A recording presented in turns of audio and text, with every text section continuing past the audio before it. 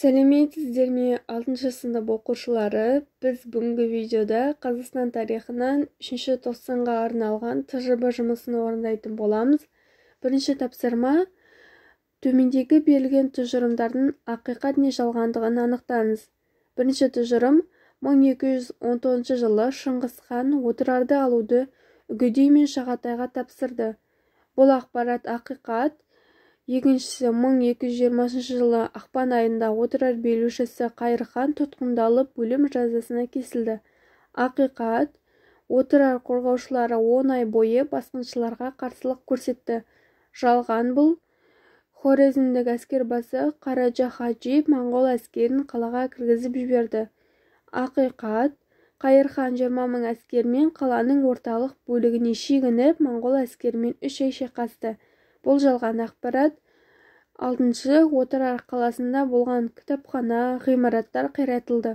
Ақиқат. Екінші тапсырма: картаны және өз біліміңді қолдана отырып сұрақтарға жауап беріңіз. 14-15 ғасырда Ақ-Орда мен Моғолстанға Әмір Темірдің шапқыншылығының себептері. Бірінші себебі Ақ-Орда мен Моғолстанның жерлерін басып алу. Екінші себебі жаулап алған жерлерінде өз империясының құру, қалалар мен сауда жолдарын өз бақылауына алу. Шапқыншылық зардаптары: оңтүстік Қазақстандағы маңды қалалар қирады, басқыншыларға қарсы халықтың топтасуына әсер етті. Тұрғындар аяусыз қырылды, тұтқынға түсті. Үшінші тапсырма: қазақ халқының қалыптасуының кезеңдерін, ерекшеліктерін сәйкестендіріңіз.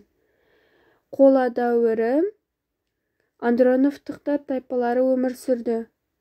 Екіншісі: темір дәуірі еуропалық нәсілді көшпелі тайпалар өмір сүрді. Түрік кезеңі монғолоидтық нәсіл басым болды.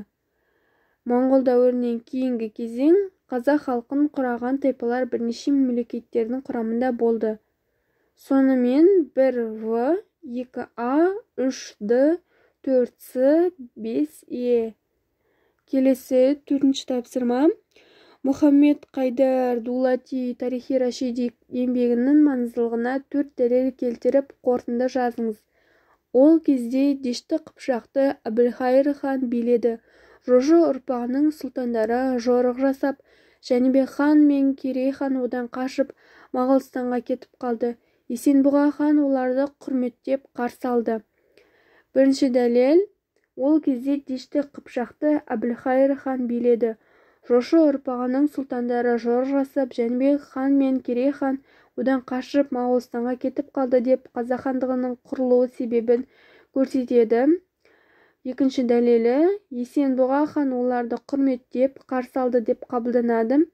Қоныстануға Моғолстанның батыс бөлігіндегі Шу өзені алқабындағы Қозыбасыны берді деп қазақ хандығының жерін көрсетеді. Үшінші дәлелі: халықтың үлкен бөлігі Керей мен Жәнібек хандарға көшіп кетті. Сөйтіп, олардың маңына жиналғандардың саны 200 мыңға жетті. Оларды өзбек қазақтар деп атады. Төртінші дәлел: қазақ сұлтандары мемлекетінің басталуы 870 жылдан, яғни 1465 жылдан қазақ хандығының құрылуы уақыты мен халықтың санын көрсетеді. Маңыздылығына 4 дәйек. Тарихи Рашиди негізгі мазмұны 14-16 ғасырдағы Моғолстанның тарихы. Екінші дәйегі: қазақ хандығының құрылуы жөнінде бізге жеткен басты жазба дерек. Үшінші: Орта Азияның басқа да түркі халықтарының тарихи туралы деректері бар. Төртінші дәйегі: Тарихи Рашиди еңбегі парсы тілінде жазылған тарихи ғылыми еңбек болып табылады. Осымен тжб жұмысы аяқталды. Каналға тіркеліп, видеоға лайк басып кетіңіздер.